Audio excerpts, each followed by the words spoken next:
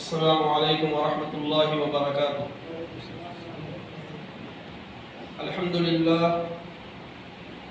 للہ نحمده ونستعینه ونستغفره ونؤمن به ونتوکل علیہ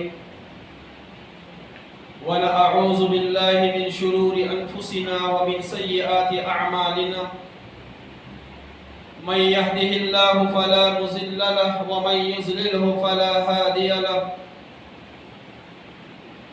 ونشهد أن لا إله إلا الله وحده لا شريك له، ونشهد أن سيدنا وسندنا وحبيبنا ومولانا محمدا عبده ورسوله، أرسله الله تعالى بالحق بشيرا ونذيرا، فقد قال الله تبارك وتعالى في القرآن المجيد: فأعوذ بالله من الشيطان الرجيم، بسم الله الرحمن الرحيم، قل يا عبادي الذين أسرفوا على أنفسهم لا تقنطوا من رحمة الله إن الله يغفر الذنوب جميعا إنه هو الغفور الرحيم، وقال تعالى: وذروا ظاهر الإثم وباطنه، صدق الله مولانا العظيم وبلغنا رسوله الأمين الكريم الملك بر رؤوف رحيم ورب حليم، ونحن على ذلك لمن الشاهدين والشاكرين والحمد لله رب العالمين۔ عزیزان محترم، اللہ سبحانہ و تعالیٰ کا ہم سب پر بڑا احسان، بڑا کرم۔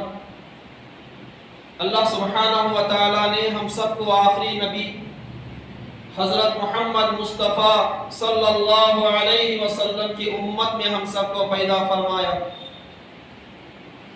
اور یہ بھی اللہ کا احسان ہے۔ اللہ سبحانہ و تعالیٰ نے ہم سب کو اس کے گھر بلایا اور یہاں پہ جمع کیا۔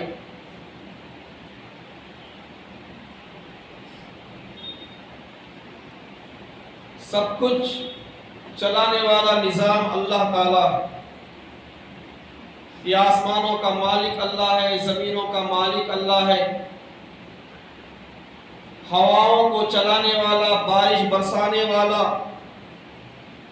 زمین سے اناج اگانے والا، خوشی دینے والا، غمی دینے والا، زندگی دینے والا، موت دینے والا، ہر چیز پر جو ہے اللہ سبحانہ و تعالیٰ کی قدرت۔ علماء اکرام فرماتے ہیں کہ ایک درخت کا ایک پتا بھی اللہ کے حکم سے نہیں ہل سکتا، درخت کا ایک پتا بھی اللہ کے حکم سے نہیں ہل سکتا۔ قرآن پاک کی آپ آیت کو اٹھا کر دیکھیں: اللہ لا الہ الا هو الحی القیوم لا تأخذه سنۃ ولا نوم۔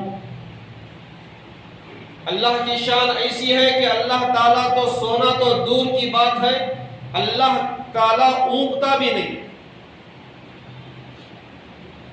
اگر ہم لوگ پوری رات جاگے، صبح میں سارا دن سو رہتے نہیں، یہ انسان کی فطرت ہے۔ اگر انسان جو ہے 2 رات جاگا تو کیا حالت ہو جاتی اس کی؟ مگر اللہ رب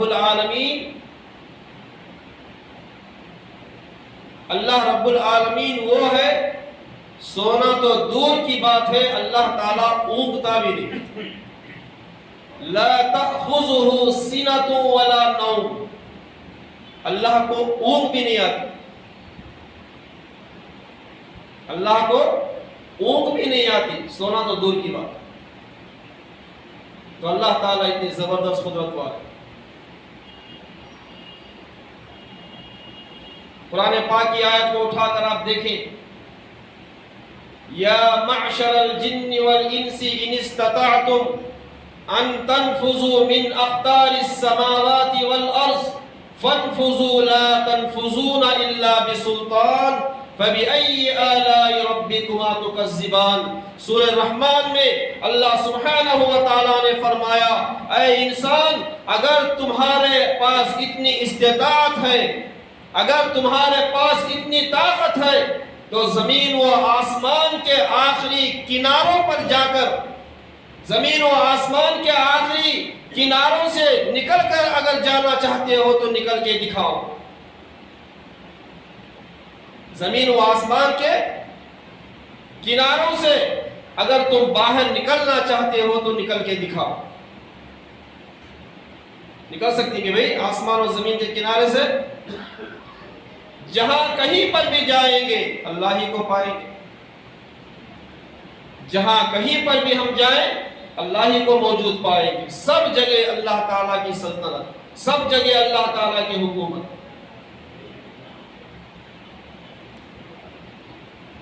और आज हम उस रब को, उस अल्लाह रब्बुल आलमीन को आज हम भूल गए। कुरान पाक में अल्लाह ने फरमाया वज़रू ज़ाहिरल इस्मि व बातिना। क्या फरमाया अल्लाह ने?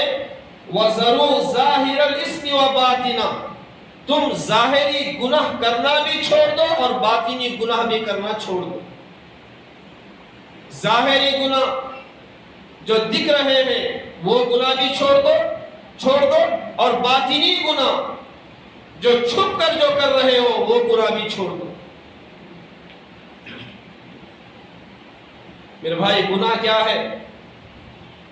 इसकी छोटी एक मिसाल है। अगर इंसान के जिस्म के किसी भी हिस्से में अगर कैंसर आ जाए, डॉक्टर के पास गए तो डॉक्टर क्या बोलता?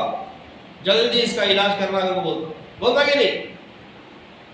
नहीं, छोड़ो हद करके बोल देना तो पूरे जिस्म में वो कैंसर फैल जाता, इंसान क्या करता? खत्म हो जाता। नहीं, तो ऐसे ही इंसान जब गुनाह को छोटा गुनाह समझकर करता है, छोटा गुनाह समझकर जब करता है, जब छोटा गुनाह करते करते बड़े बड़े गुनाहों में मुब्तला हो जाता और जब वो बड़े गुनाहों में मुब्तला हो जाता है तो फिर वो निकलने की कोशिश करता तो नहीं निकल सकता। अब जैसे एक तागा है, वो तागा भीगा हुआ तागा, अगर उस तागे को बच्चे के हाथ में दे तो बच्चा क्या करता? तोड़ता, उसे तोड़ता कि नहीं? अगर बड़ी मोटी लोहे की जंजीर लग जाए को जो तोड़ो मतलब तो तोड़ता हो ना, हमें भी तोड़ती ना बच्चा भी तोड़ता। तो वैसा है।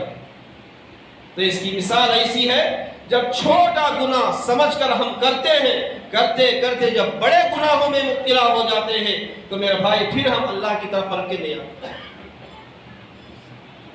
इसलिए अल्लाह ने क्या फरमाया? वज़रू ज़ाहिरल इस्मि व बातिना, तुम ज़ाहिरी गुनाह करना भी छोड़ो और बातिनी गुनाह करना भी छोड़ो।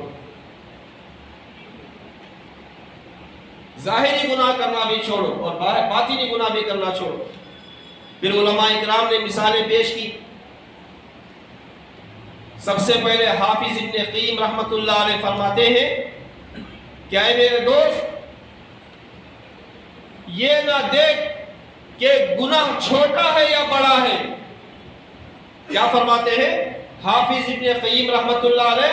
क्या है मेरे दोस्त, ये ना देख कि ये गुनाह छोटा है या बड़ा है, ये देख कि मैं जो गुनाह जो कर रहा हूं वो मैं अल्लाह रब्बुल आलमीन की मैं नाफरमानी कर रहा हूं। हजरत इब्न क़य्यिम रहमतुल्लाह अलैह। फिर इंसान जो है 4 वजूहात से गुनाह करता है। पहली वजह यह है इंसान की गुनाह करने की, इंसान ये देखता है, ये सोचता है कि इंसान गुनाह करते वक्त इंसान ये सोचता है कि मुझे कोई नहीं देख रहा। नहीं, अब पहले जब इंसान गुनाह करता तो क्या सोचता? मुझे कोई नहीं देख रहा, मुझे कोई नहीं देख रहा। अल्लाह रब्बुल आलमीन में कुरान पाक में इरशाद फरमाया, इन्ना रब्बका लबिल मिरसाद, قرآن میں اللہ نے فرمایا ان ربک لبالمرصاد. کیا فرماتے ہیں اللہ تعالیٰ؟ تیرا رب تیرے گھات میں لگا ہوا ہے. تیرا رب تیرے گھات میں لگا ہوا ہے. اب دیکھو ایک آدمی شکار کرنے، شکاری کو شکار کرنے ایک انسان جاتا. جب شکار کرنے کے واسطے جب شکاری کا جب جاتا، جیسے ہی جب اس پہ حملہ کرتا یا شکار کرتا تو گھات لگا لے بیٹھتا، یعنی پلک جھپک بھی نہیں مارتا اور سانس بھی روک کو رہتا، ویسی گھات لگا کو بیٹھا ہوا رہتا. تو میرے بھائی اللہ رب العالمین نے فرمایا ان ربک لبالمرصاد، تیرا رب بھی گھات میں لگا ہوا. یعنی اللہ رب العالمین تجھے دیکھ رہا. آج انسان سمجھتا مجھے نہیں دیکھ رہی کون بھی، اور اللہ کیا فرما رہی؟ میں گھات میں لگایا ہوا ہوں، میں دیکھ رہا ہوں تجھے. پھر میرے بھائی آگے جو ہے علماء فرماتے ہیں کہ انسان یہ سمجھتا ہے کہ میں یہ جو گناہ کر رہا ہوں کسی کو معلوم نہیں، میں جو گناہ جو کر رہا ہوں کسی کو معلوم نہیں. بند کمرے میں گئے، فون کرے، لڑی لگا ڈالے. نہیں، انسان کیا سمجھ رہا ہے؟ انسان یہی سمجھتا ہے، انسان یہی سمجھتا ہے کہ کسی کو بھی معلوم نہیں، میں جو کر رہا ہوں کسی کو پتہ نہیں لگے گا. مگر اللہ رب العالمین نے فرمایا یعلم خائنۃ الاعین وما تخفی الصدور. اللہ فرماتے ہیں وہ ایسا ہے کہ آنکھوں کی چوری کو جانتا ہے اور ان چیزوں کو بھی جانتا ہے جو تمہارے سینوں میں پوشیدہ ہے. جو تم آنکھوں میں چھپا چھپا کے جو گناہ کر رہے ہو، نہیں، جو تمہارے سینوں میں جو پوشیدہ جو ہے، اللہ رب العالمین تمہارے سینوں میں جو پوشیدہ راز ہیں وہ چیزوں کو بھی اللہ تعالیٰ جانتے ہیں. میرے بھائی اب اللہ سے ہم بچ سکتے ہیں کیا؟ نہیں بچ سکتے. پھر علماء فرماتے ہیں کہ تیسری وجہ یہ ہے کہ آدمی یہ سمجھتا ہے کہ میرے پاس کوئی بھی نہیں. آدمی یہ سمجھتا ہے کہ میرے پاس کوئی بھی نہیں، گھر میں اکیلا بیٹھا ہوا ہے، کوئی بھی نہیں ہے میرے پاس، روم میں بیٹھا ہوا ہے، کوئی بھی میرے پاس نہیں. چاروں طرف دیکھتا ہوں، ادھر بھی ادھر چاروں طرف دیکھتا، کون بھی نہیں دیکھ رہا مجھے. نہیں صحیح ہے نہیں بھائی؟ چاروں طرف انسان دیکھتا ہے، گھر کے اندر وہ دروازہ بند کر لیتا ہے، روم کا دروازہ بند کر لیتا ہے، کوئی مجھے نہیں دیکھ رہا. پھر گناہ کرنے میں لگ جاتا ہے. اللہ رب العالمین نے فرمایا وَهُوَ مَعَكُمْ أَيْنَمَا كُنْتُمْ. قرآن کے الفاظ ہے وَهُوَ مَعَكُمْ أَيْنَمَا كُنْتُمْ. اللہ رب العالمین نے فرمایا وہ تمہارے ساتھ رہتا ہے خواہ تم لوگ جہاں کہیں پر بھی رہو. علماء کیا فرماتے ہیں اس کے بارے میں؟ اگر کہیں ایک انسان ہے تو دوسرا وہاں پہ اللہ رہتا، اگر دو انسان ہیں تو وہاں پہ تیسرا اللہ رہتا، اگر وہاں پہ چار ہیں تو وہاں پہ چار ہیں تو پانچواں اللہ رہتا. آج ہم لوگ سمجھ نہیں کہ میں اکیلا ہوں، کوئی بھی نہیں، کوئی دیکھنے والا نہیں مجھے. تو میرے بھائی پھر علماء اکرام فرماتے ہیں انسان کہتا ہے کہ میرا کوئی کیا بگاڑ سکتا ہے. نہیں بولتا کہ نہیں انسان بولتا نہیں کہ بھئی میرا کوئی کیا بگاڑ سکتا ہے.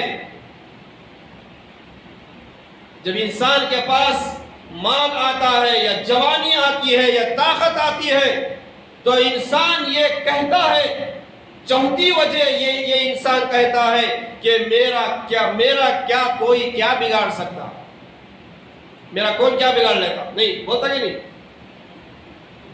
میرا کوئی کیا بگاڑ سکتا ہے.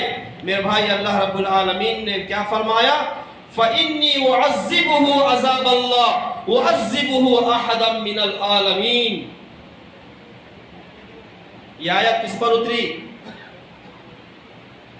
یہ آیت کس پر اتری بھائی؟ فرعون کے قوم پر یہ آیت اتری تھی، اللہ تعالیٰ نے اتارا تھا. وہ لوگ کہتے تھے ہمارا کون بھی کیا بھی نہیں بگاڑتا ہوں.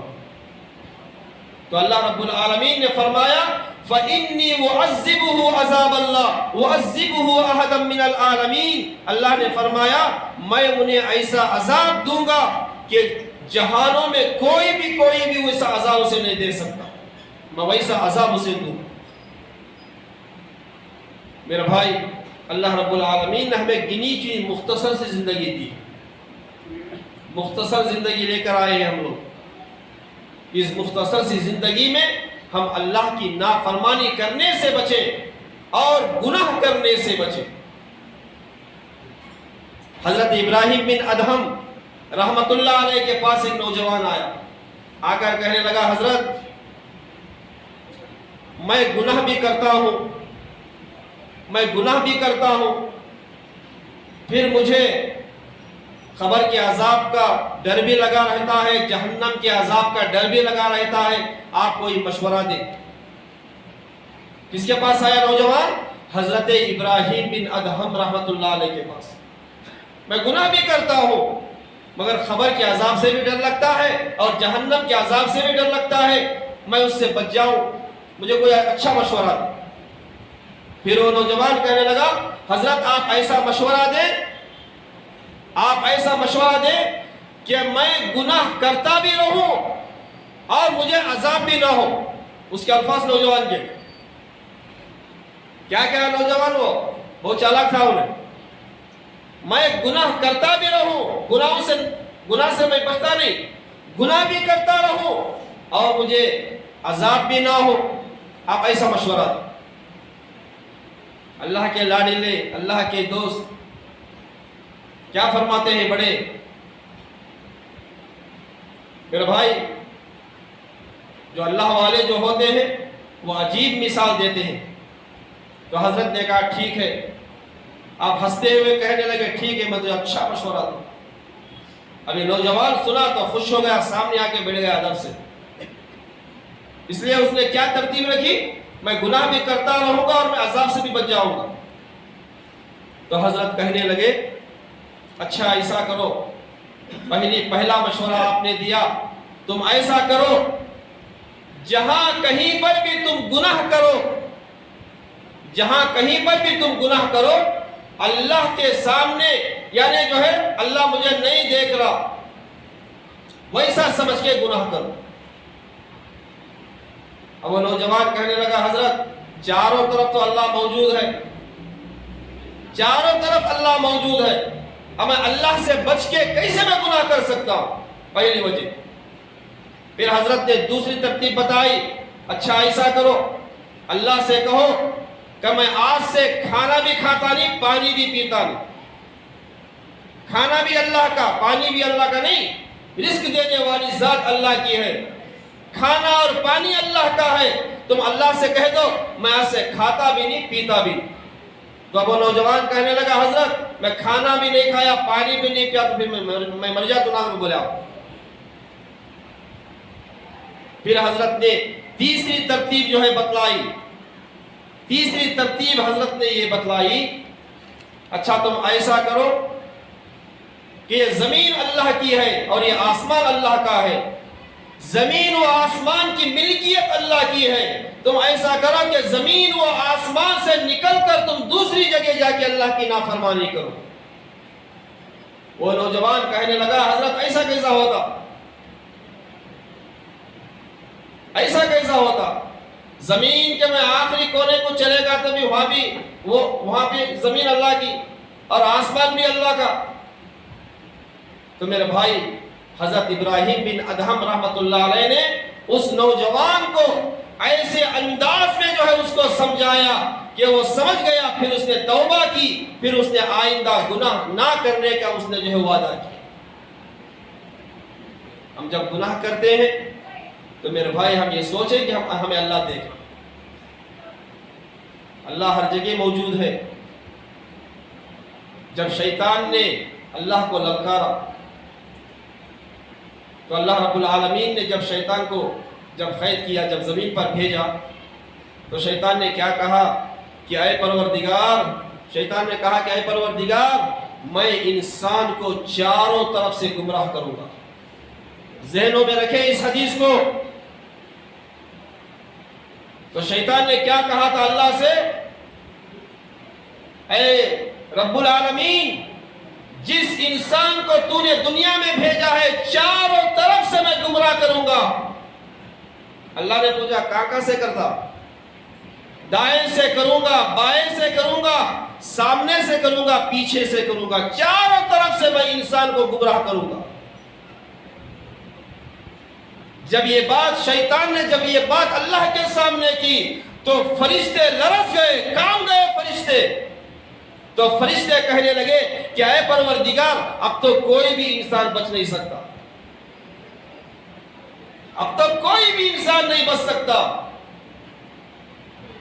تو فرشتے کانپنے لگے، اب تو انسان گناہ سے بچ ہی نہیں سکتا، چاروں طرف سے یہ مقابلہ کر رہا ہے انسان کا، اب کیسے بچ سکتا ہے؟ اللہ رب العالمین نے فرمایا، اللہ رب العالمین 70 ماؤں سے زیادہ رحم کرنے والا ہے۔ اللہ نے فرمایا کہ اے فرشتوں سنو، تعجب کرنے کی کوئی بات نہیں۔ شیطان نے کہا کہ چاروں طرف سے میں گمراہ کروں گا، مگر وہ 2 جگہ سے بھول گیا، ایک اوپر سے وہ بھول گیا اور دوسرا نیچے سے وہ بھول گیا۔ اللہ نے کیا فرمایا؟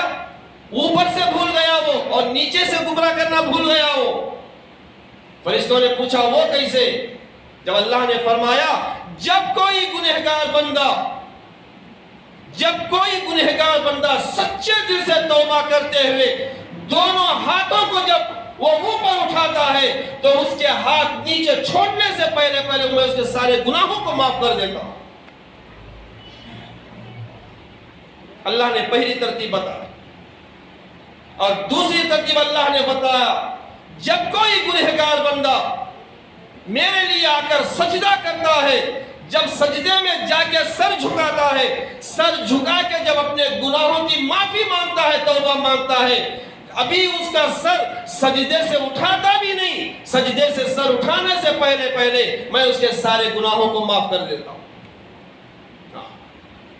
تو اللہ رب العالمین اتنے رحمت للعالمین، اللہ رب العالمین اتنا بڑا جو ہے رحمت والا،